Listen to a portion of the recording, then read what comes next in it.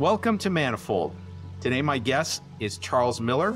He is the founder and CEO of Lynk Global, a satellite communications company. Charles and I have known each other. I hesitate to say this because it makes us seem old, but we've known each other for actually about 40 years now. I met him, he was a couple years ahead of me, I think, or at least 1 year ahead of me. He was in Fleming House at Caltech, and I was in Page House. And we've known each other since then. Charlie, welcome to the show. Thanks to be here, Steve. I got a little more gray hair than you, and maybe I'm wondering if you color your hair. So yeah, I think if you look carefully, you can see some white hairs in here. But it's clean living, man. I'm living clean, so that's why I'm doing okay in the aging department. Well, it's great to be here. I still treasure my memories from Caltech and the friends we made. And you know, that's been a part of my path to both of us for where we are today. Yep. So I always start out by asking my guests about a little bit about their life history and how they got where they are today. For my audience, Charles has been involved in the commercialization of space for, roughly the last 30 years and has been a pioneer in many ways. The company he's currently CEO of, he's going to tell us about, is pioneering satellite communications from an ordinary cell phone. So we'll focus on that. But Charles, tell us something about your background that maybe the listeners would find interesting. Well, my passion for space started before we ever knew each other, before Caltech. I grew up loving space, reading science fiction, wanting to be an astronomer. And in high school, I decided I wanted to be an astronaut. And I ended up going to Caltech with the purpose in mind to become an astronaut, be a mission specialist, not be the pilot. I also applied to the Air Force Academy and got in, but decided I'd rather be a payload specialist, fly to space. But always in the back of mind, it was of a larger mission. Because when I also grew up as a kid, deciding I wanted to do something great with my life to make a difference. And I thought I was going to do that through space. I've been living out of that decision of that little kid for all my life. So it's been 50 years. I was in 5th grade when I decided I wanted to make a difference with my life. And it was in space. I'm just, for my mom who's passed away years ago, I'm just really stubborn. I think I got that from her. And so I've been, never give up, never surrender. Right. And so they have a saying, knock down 9 times, get up 10. And so I've been doing space all my life. I love what I do. The people I work with love what we do. And so that's been the overall arc is we're doing amazing things in space these days. The whole space industry has changed recently, but I've seen the whole arc before. It was cool to be in space, right? Now, maybe it was always cool to be in space, but it was commercial space. Investors would look at you strangely if you said you were doing that, and they would think you were in real estate, not in building rockets or satellites. Yeah, so let's talk about that a little bit. So, now correct me if I'm wrong. I have a perception of it being a little bit pre-Elon and post-Elon, in the sense that, prior to Elon, there would be a lot of people like you and me who are kind of nerdy guys who love space, space shuttle, space station, stuff like that, trips, mission to Mars. But I think most of the activity was either sort of national governments doing it or huge corporations, Lockheed Martin or something like that. And not much idea that the little guy could really get involved. But now we see this kind of renaissance where there are many smaller companies, typically venture-backed companies in the US and also in China and other places that are trying to have a go of it in areas ranging from launch to, microsatellites to commercial services like yours. How do you perceive that? Was there like a phase change because of Starlink and Elon, or was it? You're absolutely right. And I was actually part of that phase change. So back, after I left Caltech and we were there in the early 80s, and in the mid to late 80s and 90s, I was part of a small group of people, pirates kind of like, revolutionaries, who said, we need to have much more private innovation in space. We need to have, commercial space. We need to have what we call new space. In fact, I helped invent the term new space.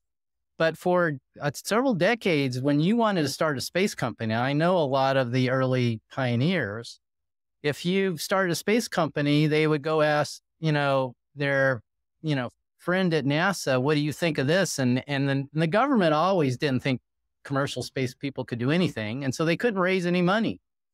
And space was the domain of governments, not of private innovators.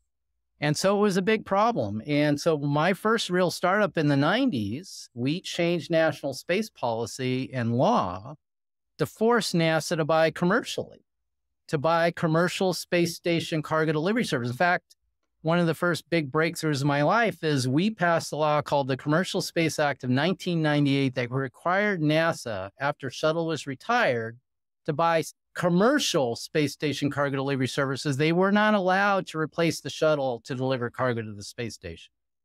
And so when the Columbia was retired in 2003, NASA had to, under law, buy commercial cargo from commercial companies.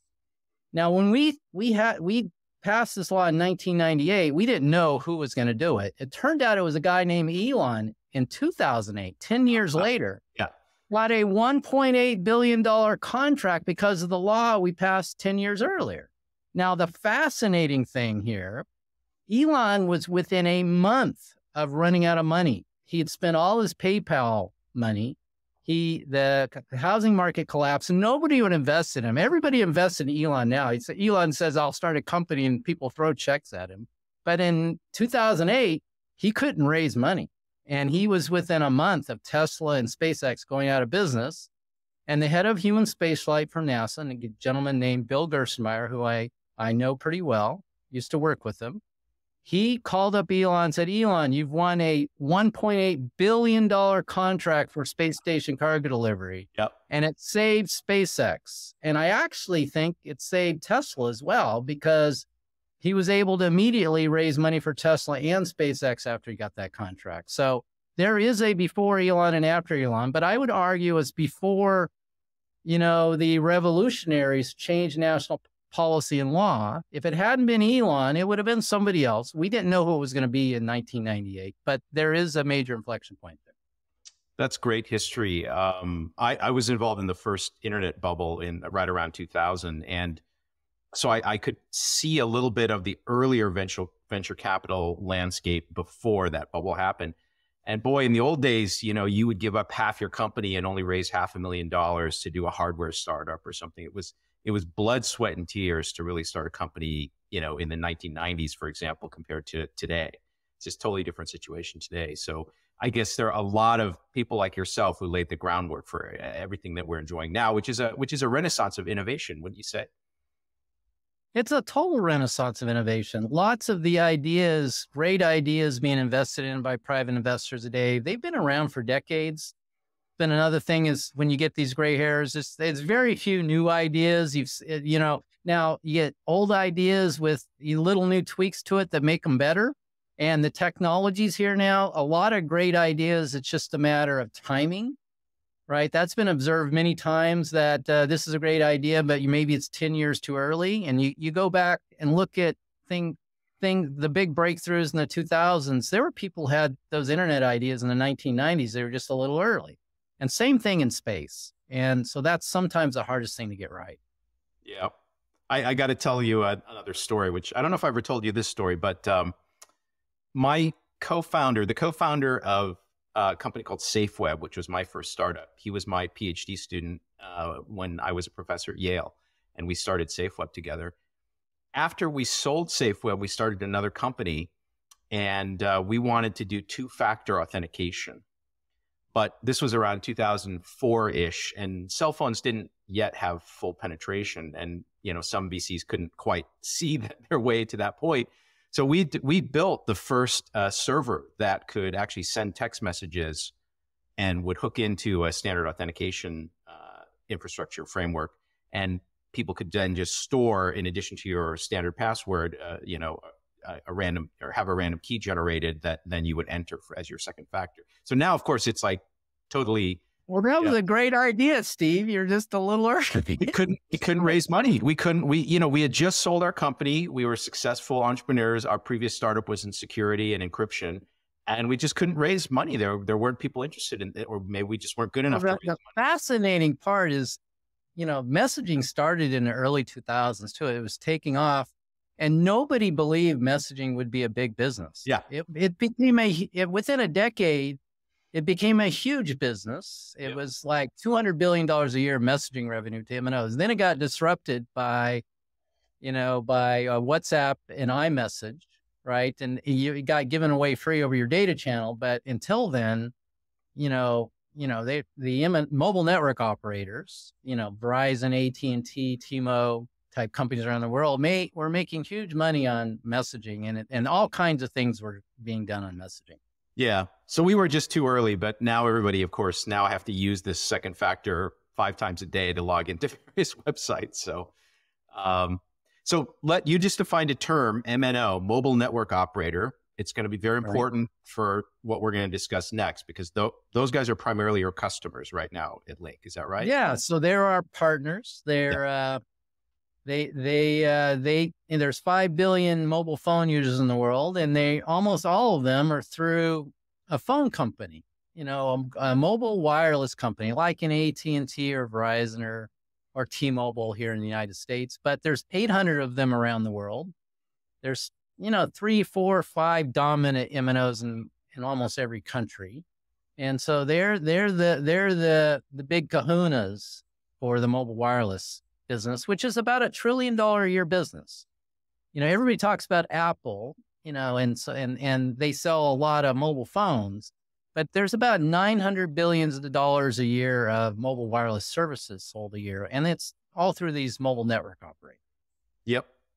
And what you would like to bring to them is the ability for someone with an ordinary phone, no matter where they are, they could be in the middle of Alaska, very far from any cell tower, and yet able to communicate through, I guess, a low Earth orbit satellite. Is that right?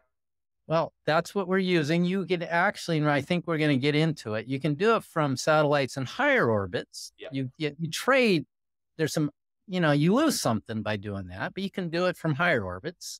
So that's a fascinating discussion. You have to be into physics, and I don't know if you're into physics, Steve, and we could talk about that.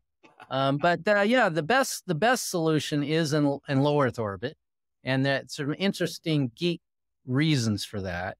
But we're doing that, and we're not planning to do it. We're already doing it. We're actually Lynk, L-Y-N-K. If anybody wants to look it up, it's lynk.world, L-Y-N-K.world, is the world's only proven and commercially licensed satellite direct-to-standard mobile phone company in the world. We invented the tech. We actually are rolling it out, and we have market access in 5 countries. We're rolling it out in multiple countries right now. We have signed contracts with 34 mobile network operators covering over 50 countries. And what this really means, and so for your audience, I bet everybody in your audience has a mobile phone. There might be one person who doesn't have a mobile phone, right? So in their pocket, our satellites in orbit today can connect to your existing phone in your pocket, no change in your phone, right? And so we've proven that. We're connecting to mobile phones in dozens of countries. We've licensed in 27 countries. We're connecting to thousands of phones. We're doing messaging, and we're doing voice calls, and eventually we're going to do broadband coverage everywhere. And so the end in mind here is we've proven the tech. What's coming for everybody is you're going to stay connected everywhere in the world, no matter what, right? So and you don't need to know it's a satellite. Your mobile network operator will choose the tower, and you'll just have a layer of ground-based towers. You already have 2 layers today. You have a Wi-Fi layer and a ground cellular network layer, and your phone picks among the 2 of them. In the future, you'll have a 3rd layer called the satellite layer, and your phone will just pick among the 3 of them. With that, you'll never even know it. You'll be connected to a satellite for your communication services, and you'll never even know it. Like today, many of your customers, your listeners today, Steve, don't even know they're connected to a satellite right now. It's called GPS. Yep. Right? People says, why do I need satellite services? I know where I am right now. Well, that's because your phone is connected to a satellite. It's listening to the global positioning system right now. Right. So Charlie, I think you've explained to the listener now what Lynk is going to provide to the world. In other words, there won't be dead spots. There will be, no matter where you go on the planet, you're going to have signal, and your phone will do this automatically. There may be some agreement between the MNO that you buy your phone service from and Lynk, but it's totally transparent potentially to the user, the individual person. But tell us the innovation that you guys had to produce, because I understand people did not believe you when you told them, investors or early people, before you've now proved out this technology, but long before you proved it out, I think from first principles from physics, you said, hey, this is possible using the existing antenna, existing modem on the handset. And how many years ago was that? And just go through the journey for you as an entrepreneur of.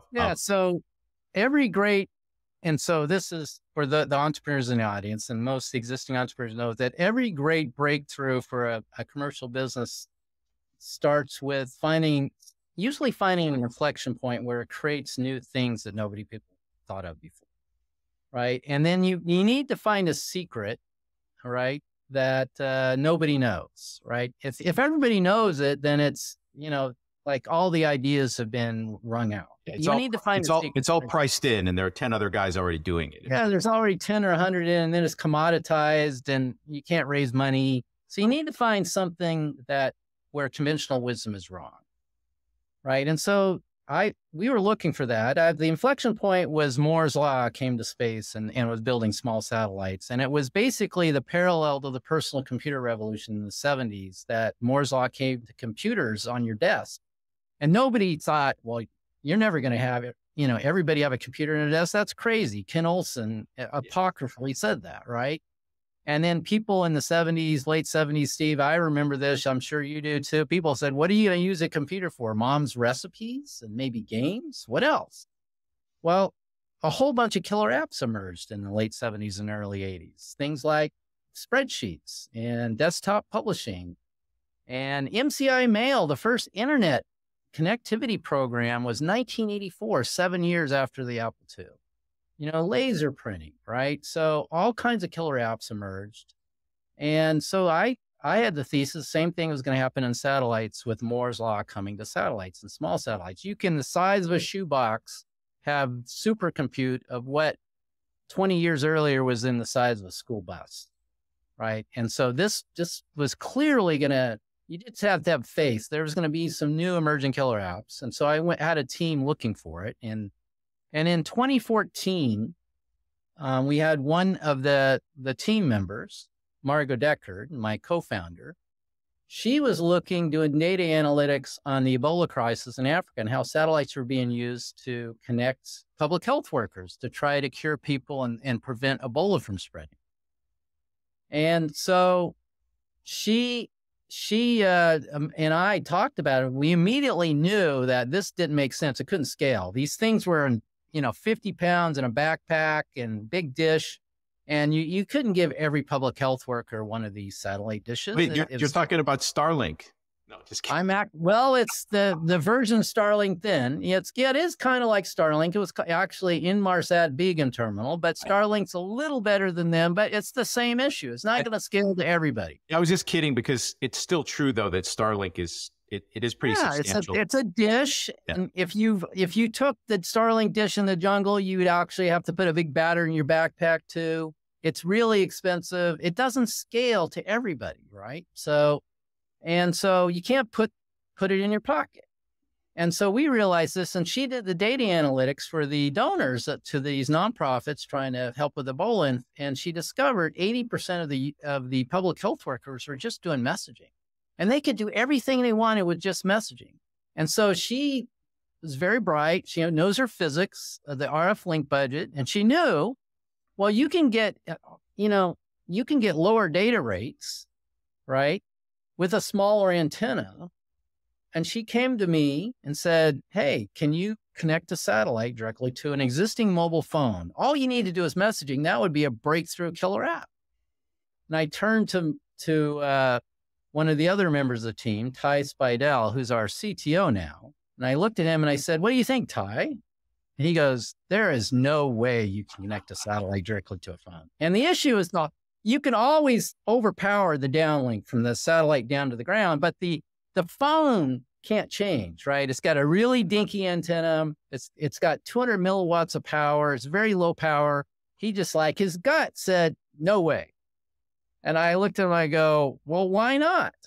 And so he knew right then he had to go do the link budget. And Ty's very knowledgeable. And so he knows the link budget of satellites, but 10 years earlier, he had no idea how to figure out the link budget in the phone, but it's now all available on the internet. So he just went home, put together the link budget on both ends with the satellite on one end and the phone on the other, and all the information about the processing gain and the RF link for the antenna and the power of the phone is now easily available on the internet. And he put together the two-way link budget, and he came back the next day and he goes, oh, I was wrong. We can do this. And then the first thing we did is like, well, this is amazing. But as you know, Steve, the most precious resource for an entrepreneur is your time. And you don't want to waste that. So it's like, well, we better get this right. Because if we're going to invest our time on this, we don't want to spend a year on this and find out we just got the math wrong. So we went to a bunch of experts to ask them to check our math. So now I worked at NASA for 3 years as senior advisor for commercial space. And we had people on our team from NASA, former retired NASA engineers. We went to NASA JPL, the Deep Space Network Radio. Oh, I've heard of that place. Yes. So there, you might have heard of our Pioneer, right? And Voyager or Voyager, if they say in Star Trek. Yep. And so these satellites have left the solar system. So this is the proof. Physics works. You can connect to satellites outside the solar system. And what people don't read, the data rate is really low, but you can close the link two ways with Voyager and Pioneer. And so we went to them and said, you guys are world-class RF engineers. And their first reaction was, you can't close a connection to a phone. Yeah. It's like the same gut reaction. Even really smart people should know better, right? And we said, here's our link budget. Tell us what we missed. Where'd we get it wrong? And they came back the next day and they said, we were wrong. You can do this. So that's how it started. Now that was late 2014, early 2015, when we completed that diligence, asked a bunch of really smart people to prove. Now we had a couple other problems we had to figure out. So we were starting to focus all in on this, but the thesis here is no change of the phone. There's been quite a few other people who are doing satellite communications phones, and they add some device, they add a radio chip, they add a wrapper, they add a plug-in gadget. And so we said, no, the thesis here is no change the phone. If we have to change the phone, that's expensive. Nobody's going to want it. It's going to be no uptake. We said, what if we could change the phone? That is the holy grail, no change of the phone. And so we invented two new things. First of all, we invented, a innovative frequency use of how we use existing spectrum in the phone without causing harmful interference.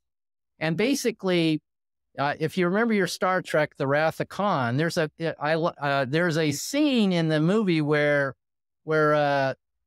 Captain Kirk is asking Commander Spock what he thinks about Khan. And he says he exhibits two-dimensional thinking. Well, we live on a planetary surface and we have two-dimensional thinking. But if you actually think about how cell towers operate, they're two-dimensional. They're pointed over the surface of the Earth, and they overlap each other. And you add a new cell tower, it overlaps the old cell towers. So they have rules of thumb of how much signal can transmit into the other area of the other cell tower without causing harmful interference. And they created these rules. Well, if you think about it, a beam coming down from space can plug into a black spot and it can overlap into the two dimensions of the cell towers on the ground. And as long as it doesn't violate the same rules, it shouldn't cause harmful interference. And that was our thesis. Mm-hmm. And that's what we've proven. So that was the second innovation. And we had one more innovation, which was probably the hardest part, that Ty Spidell that I was giving Ty, I always give Ty a hard time about, you can't, there's no way you could do that.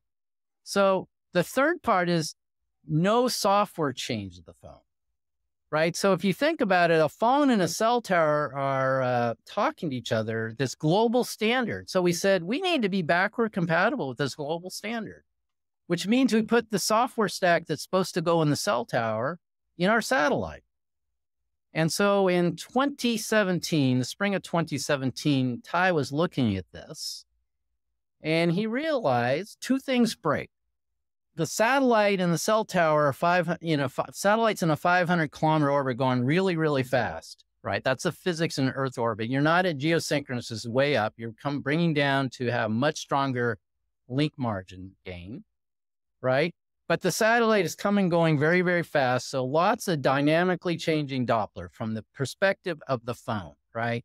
It's very high here. Your phone can tolerate a little bit of Doppler, like bullet train speeds, 200 kilometers an hour. But orbital speeds are 2 orders of magnitude. It's like 25,000 kilometers an hour orbital speeds, all right? And it's if you know your trigonometry, it's a fraction of that, but it's still significant. And it breaks much more than the phone can tolerate. When it's very positive Doppler, it gets here 0 and then goes negative very fast. So phone can't tolerate that. The second problem is the phone and the cell tower were designed to figure out how far apart they were. And if they're too far apart, break this connection. Mm-hmm. In 2G or GSM, it's 35 kilometers, and LTE or 5G, it's 120 kilometers. And so you have that, the phone on the ground, if it figures out the satellites in a 500-kilometer orbit, it's going to break the connection. Yep. And so we figured out how that works. So the cool thing that Ty figured out is there's two types of latency. It uses the latencies of the signal between the phone and the satellite and back to decide how far you are. Mm-hmm. But it's one type of latency, it's supposed to break it, like distance. But another type of latency, it's designed to tolerate it, which is congestion at the cell tower. Mm. So what Ty realized is you could do a trick at the satellite cell tower to you can't defy the laws of physics and just like have the latency from distance go down. There's going to be latency a little bit. It's 4 milliseconds, not that much. It's much less than human perception can tolerate, but the phone definitely say there's something going on. It's too slow. But what you can do is a timing offset at the satellite such that when the signal comes back to the phone thinks there's congestion at the satellite, right? So you trick the phone. The phone thinks the satellite, instead of a 500 kilometer orbit, 700, 600, 500 kilometers and changing, right, is actually right next to it 5 or 10 kilometers away, but it has congestion. So it tricks the phone into thinking that it's perfectly fine, just a little bit slow, and I'm going to tolerate this slow cell tower. So in that way, we invented the technology that we're backward compatible with all 5.4 billion people who have mobile phones in their pocket, with the existing phones in their pocket. Yeah, it's incredible. And some of your users we probably connected to their devices. Yeah, it's a great story of basically hacking the existing protocol so that your setup works. Now, a question though, does the Doppler shift switches sign, right? Because first you're kind of heading toward the person, then you're heading away. Does that we have to dynamically, so the way it works is the satellite is in orbit and is sending down, every cell tower sends down what's called the broadcast channel. The only reason your phone knows cell towers are there because they're sending out a broadcast saying, I'm here. If you want, get on me, my cell tower, let me know. And it just repeats that. Mm-hmm. And so your phone can hear all the cell towers around it, and it can decide which cell tower to get on. Well, the satellite cell tower does the same thing. It's sending out a broadcast channel saying, I'm here. If you want to, let me know. When the phone makes a request to get on, it's in technical jargon, it's called a random access channel request, but it's just the phone asking you to get on. Hey, I want to get on. the satellite can instantly detect the amount of Doppler shift, right? And that it can, because of that, it can estimate how far the phone is away. And because the satellite has been programmed with the curvature of the Earth in there, Yep. it can do a dynamic offset going back to the phone, such that the phone doesn't notice much Doppler. Yep. Right. And so in that way, it boasts, and it also uses that sensing of the Doppler to do the timing offset for tricking the phone into thinking it's right next to it. Right. All that's done at the satellite. Yep. Right. The Doppler compensation, and the satellite has to dynamically compensate for Doppler, because basically the satellite assumes the phone doesn't move, because it really is comparatively stationary, even if it's in a car or a plane. Yep. And as it's moving, it has to keep adjusting the Doppler compensation for the phone because of what you described. So one question is, do you own all the IP for all those clever solutions? Like, can anyone? Yes, we have patents in 55 countries on those fundamental technologies. Fantastic. So, now, the idea of doing Doppler compensation and timing is an old idea, but what happened is everybody figured out they could do it from both sides. They were going to make a satellite phone and a satellite, and they were going to solve the problem from both sides. What is unique and non-obvious is you could solve it from one side with no change. Yep. And so that's our path. Now, between 2017 and today, did you have to assume some increase in compute power that your satellite could have, or was that already available so that you could plan on it being there? Like, did you have to bet on further improvements? Well, it was already good enough, but we wanted better. My engineers always want better, right? So, and it certainly has gotten better in the last 6 years. And so you can do, more devices on 5G and LTE simultaneously you can process. So I've noticed the engineers are less worried about the amount of compute they have today than they were 4 years ago. Got it. Now, how many of these low Earth orbit satellites do you really need to, let's suppose you get a contract with a carrier in Italy, and you're really concerned at that point about coverage in Italy, but then there are going to be times when some of your satellites are, right. Every single satellite is periodic, right? Depending on your latitude, you pass more times a day. For global real-time continuous coverage, all the time, 365, 24/7, you need almost 1,000 satellites in low Earth orbit. But you can do some pretty cool things before you get to continuous coverage, right? You can do, IoT, right? There's some it depends on the use case. There's some IoT use cases, they want one connection a day, right? Well, with one satellite, we can do about one connection a day, right? So, and do global cellular IoT services. Yes. And we think one next inflection point, we have 3 operational commercial satellite cell towers in orbit today, where we have the world's only operational commercial satellite cell towers in orbit today. But everybody wants more. So we're starting commercial services in several countries. We have MNOs who say, let's go. Some want a little bit more. The next major inflection point is still periodic messaging. You can do messaging everywhere on the planet from your existing phone, or you can do IoT messaging from devices. So those are pretty cool use cases to start with just a small number of satellites. Everybody, of course, wants more. When we get our next inflection point is still periodic, but it becomes invisible to the user. We call it seamless messaging. Right now, if you're using our service, you need to know when the satellite passes over, because you put the message in the outbox, your phone will try for about 15 minutes and it'll stop. It said, I'm not going to stop wasting power.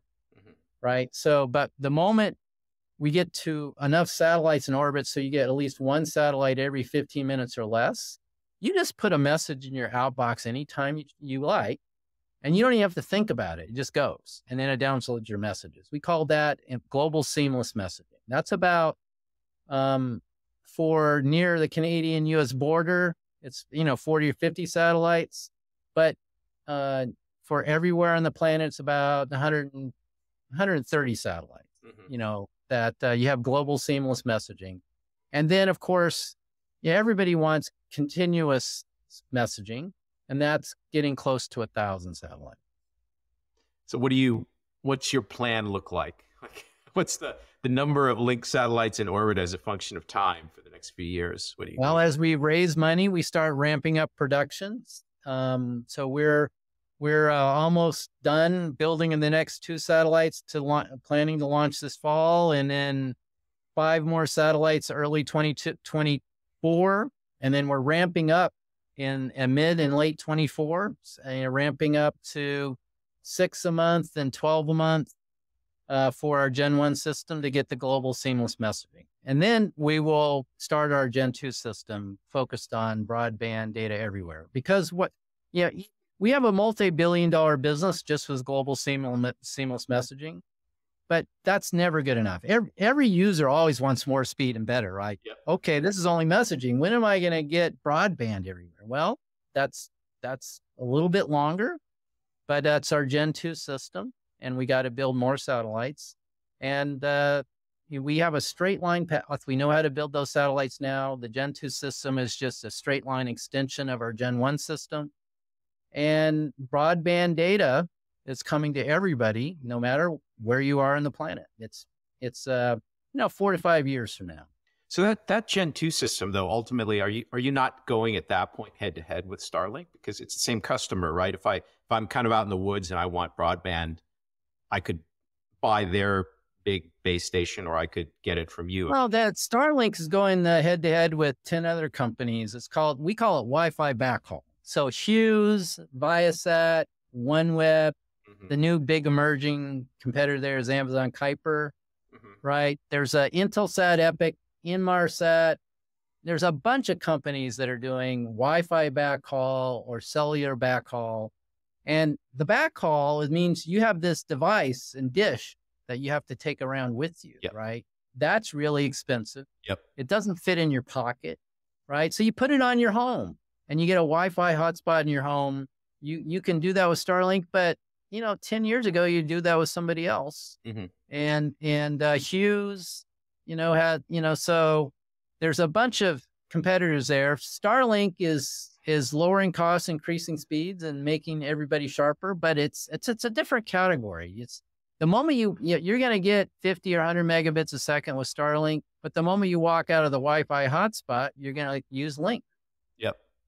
I'm surprised, though, over time that Starlink, they haven't been able to shrink their base station that you need to install. Like, is there some physics limitation? Well, they have, I think, been shrinking it, but they're giving up speed for that. There's a direct trade.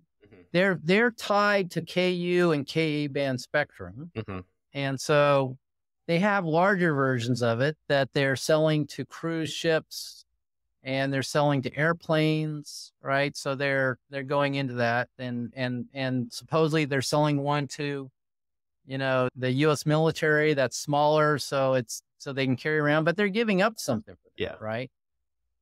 So it's still very expensive. Those are very, very expensive devices that you have to carry all the the moment the batteries run out, it doesn't work anymore. So in 5 years, when you're providing bandwidth to every handset in the world, will you still take my phone calls, Charlie? Of course, Steve. So that's great. I can take them from you everywhere, right? Exactly. So, you'll be out hiking in the Himalayas, and you'll take the phone call from me. Great. So I think you've given the listeners a good sense of what Lynk is up to.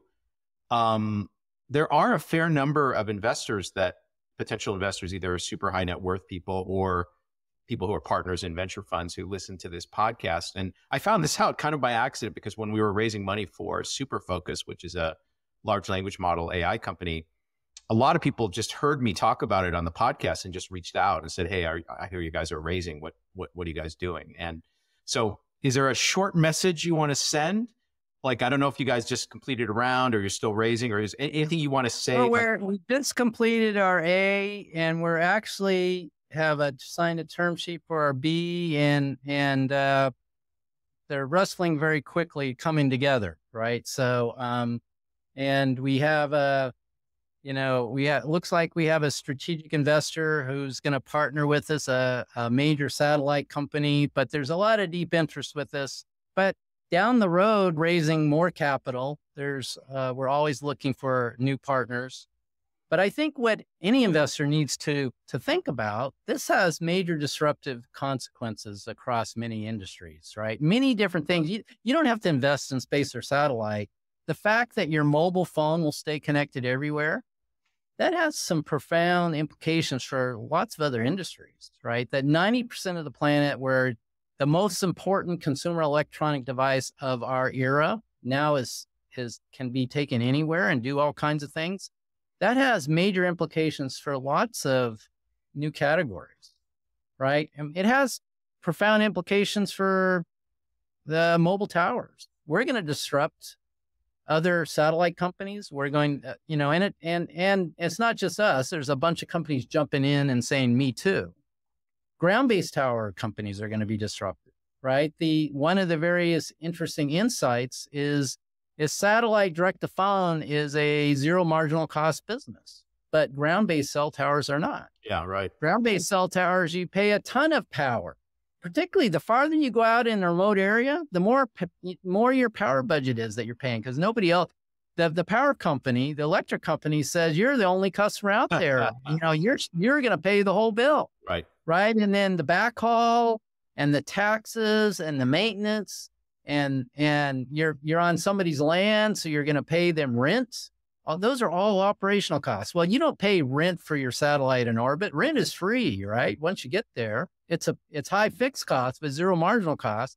We have our own solar power, zero marginal cost. So our marginal cost per square mile is 4 orders of magnitude lower than a ground-based cell tower. So on the margin, as long as we have enough capacity in the satellites, satellite cell towers are going to take away business from ground-based cell towers. So it's not just in rural, remote areas. It's over Japan, right? In Europe, in North America, right? South Korea, they'll shut down ground-based cell towers for satellite cell towers. So it's quite disruptive, and it's a very interesting category for your investor listeners who think about those. Yeah, no, I love that. I think that longer term extrapolation is super interesting. We have to get Masayoshi Son to think about it a little bit or something. Well, he does think about it. He was an investor in a company called OneWeb. He didn't realize that OneWeb has the same problem Starlink has, right? It's huge subscriber acquisition costs. Yeah. Lynk does not have any subscriber acquisition costs. So when we sign up Verizon or AT&T, they have 100 million subscribers. We don't have to sign those subscribers. They already have the device in their pocket. We don't need to get them a device. Yep. Well, they use their existing device. Now it's connected everywhere. They've already signed up. AT&T, Verizon, they bill the subscriber for our service. So our subscriber acquisition cost is like maybe it was huge legal fees to negotiate the deal with Verizon or AT&T, maybe $100,000 in legal fees. Well, they have 100 million subscribers. That's a thousandth of a cent per subscriber for acquisition costs. Yep. And then, AT&T and Verizon bill the subscriber, right? We don't have to bill them. We don't have to market to them. We don't have to take their customer calls. The M&O does that. So it's zero marginal cost to operate, zero subscriber acquisition costs, and zero subscriber maintenance costs. It's a great business. It looks a lot like a software as a service business, or maybe, since it's high CapEx, more like a data center. Yep. With zero marginal cost. So it's got great economics once you get into it. When your network is fully built out, what level of connectivity will I have? Like, suppose I'm away from all cell towers, I'm just using Link. Will I be able to get 4G, 5G data speeds? Oh, absolutely. Now, what the key issue to understand is in any cell that's coming down from the satellite, you have to share the capacity in that cell with everybody else Yep. that's in that cell. Yep. Just like that's why your speeds slow down in a stadium, right? Even if it's a small cell, everybody's packed in, Yep. you're sharing spectrum with that cell. So if you're, if you're just in a rural area that's outside the suburb and there's tons of people there, you'll share the capacity there. It'll slow down a little bit. But if you're in the middle of the Pacific, you get all the capacity, right? So what we think is reasonable to expect is in the future, you'll get 5 or 10 megabits a second from your mobile phone. And that'll do almost everything you really want to do. Yep. You can even with 5 or 10 megabits a second, you can watch a small video on your phone, right? You can get all your website, your email, your favorite apps. So we're not going to allow you to stream 4D, video to your big screen monitor. There'll be a few things we say, we're going to limit you to 10 megabits a second, Steve. You don't need to watch your latest TV on your monitor through your phone. So. Well, it's great. That's fantastic. I think we've covered Lynk. Hopefully some big visionary investors are going to come to you on the basis of what you just told me. Well, they're into LLMs these days, Steve. I don't know if you knew that. Yes. Yes, we could discuss that too. That's definitely the hottest investment area. And we were able to raise our seed round pretty straightforwardly. It wasn't difficult. But I'm thinking now that you've proven out your technology and it's more of just a demonstration or maybe an analysis of the future economics, because no one would doubt that you could get to 1,000 satellites in orbit, then like just those calculations of how the economics work and stuff could, if somebody with the resources were to actually spend the time to like look into your calculations and say like, yeah, those guys are going to get there. I think that people who do their work can quickly get there. It's when you solve a problem for 5 billion people. Yep. The numbers get big very quickly. So yeah, that's fantastic. So let's maybe I mentioned to you that we would talk a little bit more broadly now then about what's the future of satellite technology, what's the future of maybe global competition in space. Maybe you could just say a little bit about what you think the landscape in space is going to be in 5 or 10 years.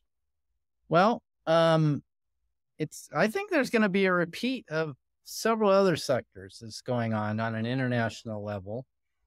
Most of the innovation in satellite is starting in the United States right now. And I know it's the issue is near and dear to your heart is like how this plays out is China, is very clearly coming, right? And they are jumping into rockets. They're the near peer competitor to the United States on launch. They've started their own version of Starlink, launching them, Earth remote sensing satellites. They're launching lots of small sats. Where we are at least 5 to 10 years ahead of them on launch, and I think we're 5 to 10 years ahead of them on satellite as well. And that's also playing out in satellite direct to phone as well as in a slightly different way. Good. One of the things I wanted to ask you about was this new Huawei phone has, I guess, right now, satellite-based calling using, I think, 3 geosynchronous. If I'm not mistaken, they're actually geosynchronous, so at much higher, much further distance. And that's actually an example of what I just said. That this is a copycat. They reportedly used the Ting-Dong geosynchronous satellites that China's launched 3 of. I think they launched the first one in 2016. These appear to me and people I've talked to be a copy of the TerreStar satellites. In fact, the former CEO of TerreStar, Bob Brumley, is a good friend of mine. He's an advisor to Lynk. And they built the satellites in the mid-2000s, and they demonstrated the ability to have a geosynchronous satellite connect directly to phones here on Earth, do voice calls, and it appears China copied it and did the same. We could do that too. And so it sounds like with the Huawei 60 Mate, they've done that. Most of the commentaries have been on the 7 nanometer silicon, but the cool thing from my perspective is interesting is they have actually two different types of satellites they reportedly are talking to. One is the Baidu system for doing messaging, and the other is the Qingdong satellites for doing voice calls. They're both very cool.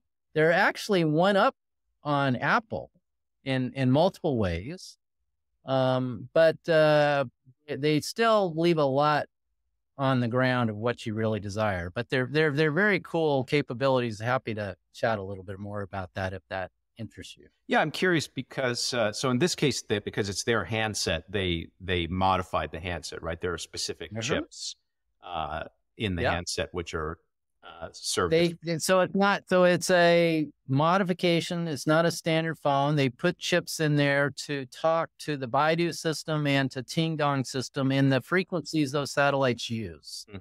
And there's interesting trade-offs in doing that. They clearly were like saying, well, Apple, you can do it. We can do it too. And so I would say in this way that they are better than the Apple iPhone 14 and 15, but they're not, they're not better. Neither Apple nor the emerging Qualcomm Iridium chip that there's a lot of rumors that'll go into the Samsung phones, nor this phones, are really competitors with what Lynk is doing. Right. So is that because of the difference between having lots of near Earth orbit satellites and, just one big geostationary one? Yeah. So when you put satellites in geosynchronous orbit, or the Baidu system, which is a very high inclined orbit, right? You give up a lot in capacity, speed of the what it can do, right? And so this goes again. You can put the satellite outside the solar system you want, and you're going to get. We get communications back with these humongous telescopes from the JPL Deep Space Network at bits per second, right? So the Baidu system, supposedly, which is in very high altitude, does messaging to the Huawei phone. Supposedly, and the reports are tens of bits a second. Well, yes, you can do a message in tens of bits a second, and an SMS is about 3 kilobits, right? So tens of bits a second over a couple minutes, you can get an SMS through, right? And so the same thing goes on with the voice calls. The TerraStar satellites, which had the largest commercial antenna ever built at the time back in the mid 2000s, could do a maximum capacity of 50,000 voice calls. It was never designed to satisfy the millions or tens of millions of people who are online at the same time. But it was for emergency response. It was designed after Katrina, and to deal with provide a service for emergency responders when the network goes down because of some big emergency. And so same thing for Qingdong. It's going to be very limited. I don't know how big the Qingdong's antennas are in space, but it's going to be probably limited to thousands or tens of thousands of simultaneous voice calls. I'm sure that is way below the capacity of demand it'll have in China, right? That's a large population, but it'll be really useful for if there's some emergency it takes out of the network. If some, earthquake or fire or something hits, the emergency responders in China will have instant backup, and it's going to save lives. I've seen video online of people with the new Huawei phone making these satellite calls while on commercial flights and things like this. And I'm assuming they're going to price it at some level so that, people are not just for fun clogging up the whole system. They're going to let it be cool for people doing it. But if it's too cheap, there'll be so many people trying to get on, right? That they'll clog up the network. Now, the other thing I hear, Steve, is they did a cool trick with how they built these phones, and there's a very limited supply of them. I don't know what the supply actually is, but I'm hearing that the version of ultraviolet equipment was the old generation of ultraviolet equipment that was designed for 14 nanometer chips, but you can do it extra steps, which very much lowers your production rate, but you can get it down to 7 nanometers with the old tech. But that means there's you've got a very limited supply. It's a neat hack to get it down to 7 nanometers. but that's going to limit your production and drive up the cost per device as well. On this particular point, you might want to listen to the episode of Manifold, which is out right now, where I interview somebody about this question. And for people who are closely following the cell phone industry there, it looks like they're planning on selling tens of millions of these handsets in the next year. So, I think that's the key thing is how what's their production bottleneck? How many of these can they produce? Yeah. So that I think that people who are more expert on the multi-patterning with DUV, that question, and then also like projections on what Huawei has publicly said about projections for their sales and things like that. So there is evidence, one can make a case that they aren't going to be capacity limited, that they actually will be able to ship. Well, that actually makes it worse for the satellite. If there's tens of millions of phones, they're going to have to drive the price up. Exactly. I don't know how that's going to work out. That if people are just doing this for fun, eventually, this will be able to handle it. So they'll have to drive up the price, or they'll have to artificially reduce demand by some other means. Yeah. Well, I think that there's a chart. It's unlike like the usual thing we're used to now, which is unlimited voice calling on our plan. I think for that feature, you're paying by the minute. So that's one way that they throttle. Is there any data on what they're charging by the minute for voice calls? I've seen it. I don't recall the exact number. I want to say it could be like $1 a minute or something. So it's pretty high. Like no one's going to do it that much. Pretty high. Yeah. So people will try it for a few times and they'll say, stop that. Right. But if you're stranded in the Gobi Desert, $1 a minute, no problem. Right. So no, this is, and this is a good problem for Huawei. Right. And whatever the China Mobile or whoever's selling the phones, it's like, oh, we're charging $1 a minute. We have too much demand. Like, oh, woe is me, right? It's like that's a good problem to have. By the way, I could be wrong on that number. I'm not saying I know it's $1 a minute, but it just registered in my head as a kind of significant cost. It kind of back to the old days, Charlie, when you and I tried to call our families from college, it was like $1 a minute, and so that kind of stuck. No one thinks of that. We're used to that. We grew up with that. Yeah, but I could be wrong on the number. That's just kind of what lodged in my head. I saw it out of my peripheral vision on some article or video or something.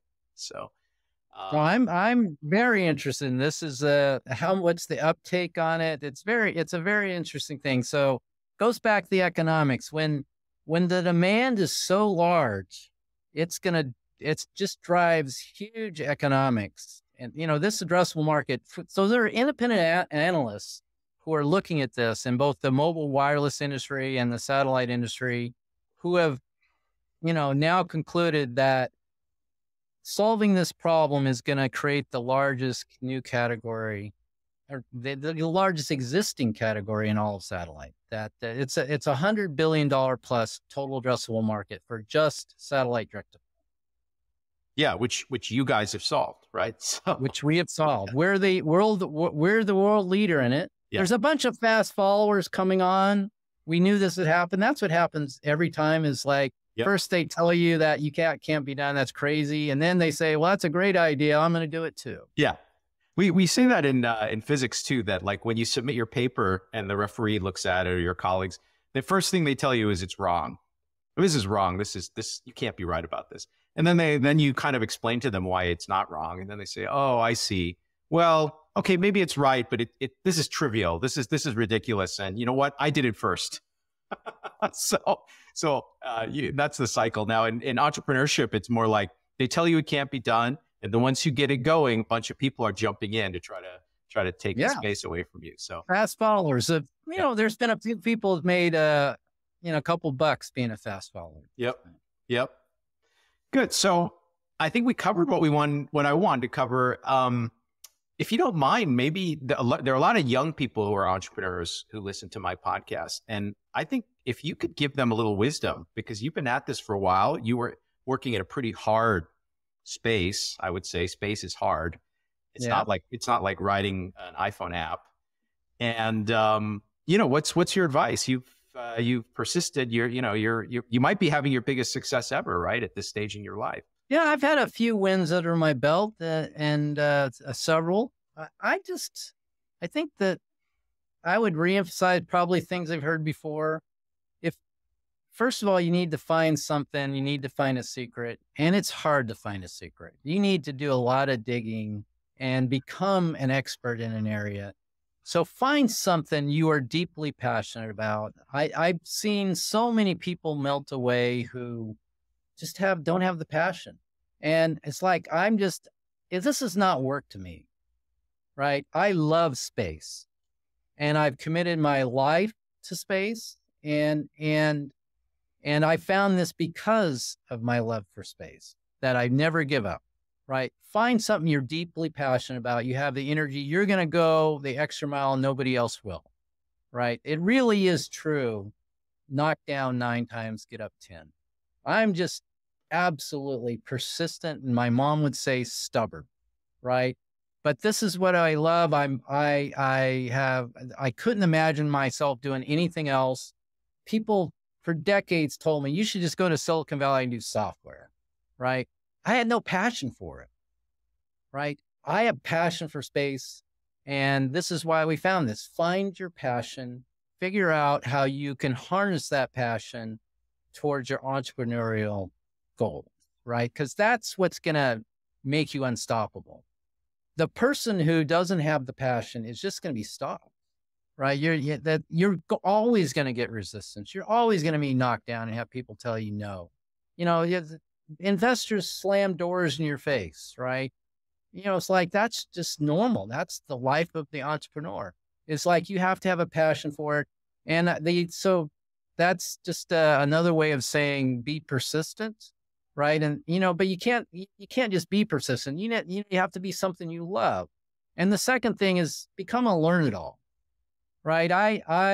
Never stop reading, never stop learning.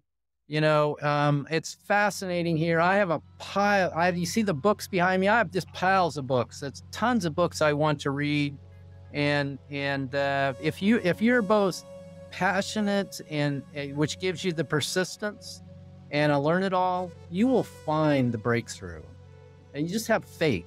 You'll find the breakthrough that has your entrepreneurial dreams come alive. Great. Charlie, that's fantastic advice. And I think that would be a good place for us to end this conversation. And thank you for coming on the show. Thanks, Steve. Looking forward to seeing you face to face here sometime. Yep.